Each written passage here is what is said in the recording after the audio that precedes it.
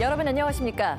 최근 침례병원의 경매 일정이 잡히면서 오거돈 시장의 공약인 공공병원 전환이 물 건너간 것이 아니냐는 우려가 확산됐는데요. 부산시가 다시 공공병원 전환의 의지를 밝혔습니다. 하지만 과제는 여전합니다. 이두원 기자가 취재했습니다. 오는 17일부터 경매가 시작되는 침례병원. 민간에 넘어갈 경우 공공병원 전환을 기대하기 힘든 상황이 됩니다. 부산시는 행정 절차를 신속히 진행해 공공병원으로 전환시키겠다는 의지를 다시 나타냈습니다. 침례병원을 공공병원화하겠다는 우리 시의 추진 의지에는 변함이 없으며 현재 행정 절차를 진행 중에 있습니다. 부산연구원의 기본 계획이 다음 주 나오면 행정안전부에 사업 타당성 조사를 의뢰한다는 것. 국민건강보험공단 직영병원 설립도 여전히 고려 중이라고 밝혔습니다. 하지만 과제는 여전합니다. 침례병원은 오는 5월까지 4차례 경매가 진행됩니다. 부산시의 사업 타당성 조사엔 8개월의 시간이 필요하고 직영병원 설립엔 그 이상의 기간이 필요한 실정.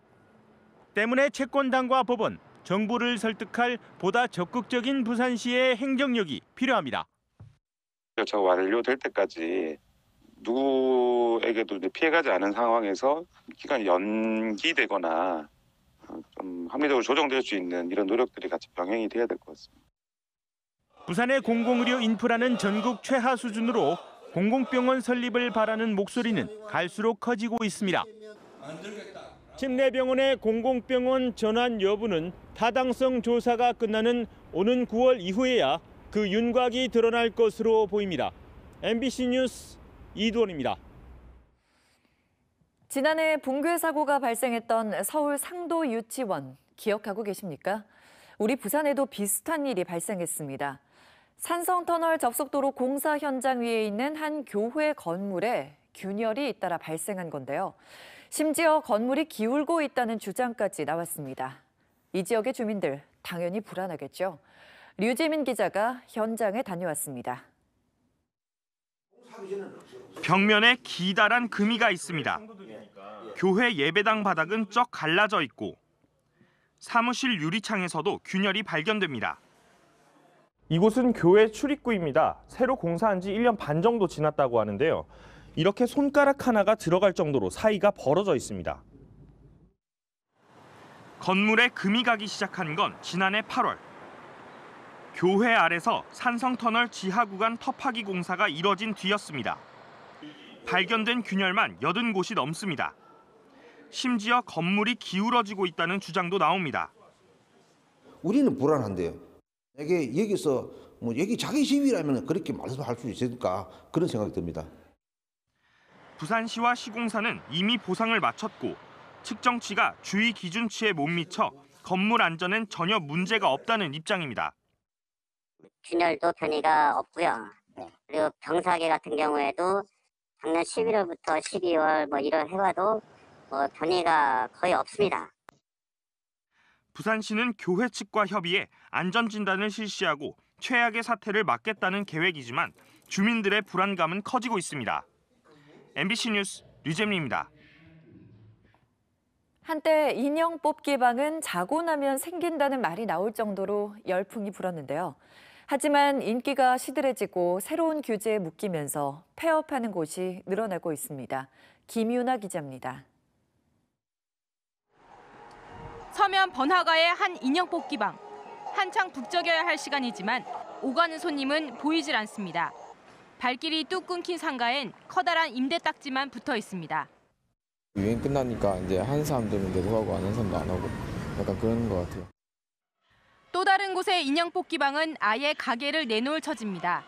그동안은 별탈 없이 운영해왔지만 정부가 사행성 우려를 낮춘다며 2년 전 게임산업법 규제 대상으로 인형 뽑기방을 지정하면서 문제가 생겼습니다.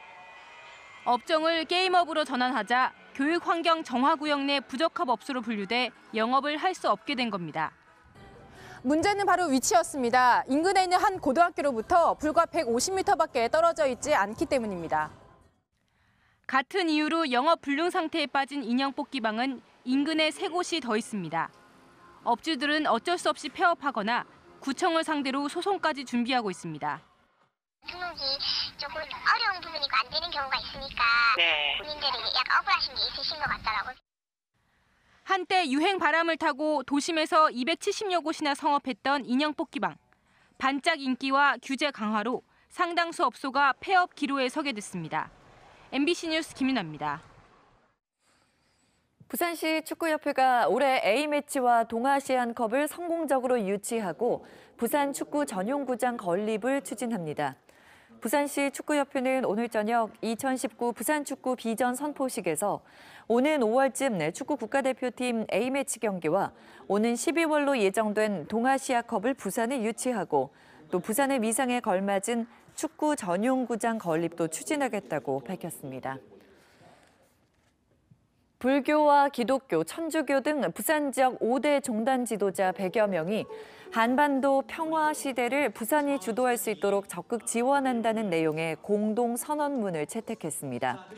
종단 지도자들은 오늘 오후 시청 대회의실에서 합동 신년 인사회를 갖고 5대 종단의 협력을 바탕으로 평화 시대를 부산이 주도하고 생명 존중과 상생 공존 도시를 만드는 데 공동 노력하겠다고 다짐했습니다.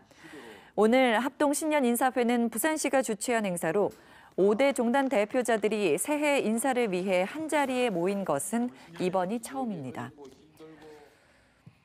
국내 최초로 인공골 제조 기술 특허를 보유한 매드파크가 부산의 대규모 연구개발센터를 건립했습니다. 사상구 부산 벤처타워에 483제곱미터 규모로 조성된 매드파크 연구개발센터는 의료용 콜라겐과 HA 필러 등 20가지 이상의 생체 재료 기반의 의료기기 생산이 가능한 공장형 시설입니다. 부산 북구에 본사를 둔 매드파크는 지난해 산자부에서 시행하는 소재 부품 기술 개발 연구개발 과제에도 선정돼 4년 동안 38억 원의 국비를 확보했습니다. 지방선거를 앞두고 재산을 축소 신고한 혐의 등으로 재판에 넘겨진 윤종서 중구청장이 오늘 부산지법에서 열린 첫 재판에서 관련 혐의를 모두 인정했습니다. 다만 윤 구청장 측은 선거 캠프 직원이 재산 신고 등을 하는 과정에서 법률적인 인식이 부족해 과실이 있었지만 고의가 아니었던 점을 양형에 고려해달라고 재판부에 말했습니다.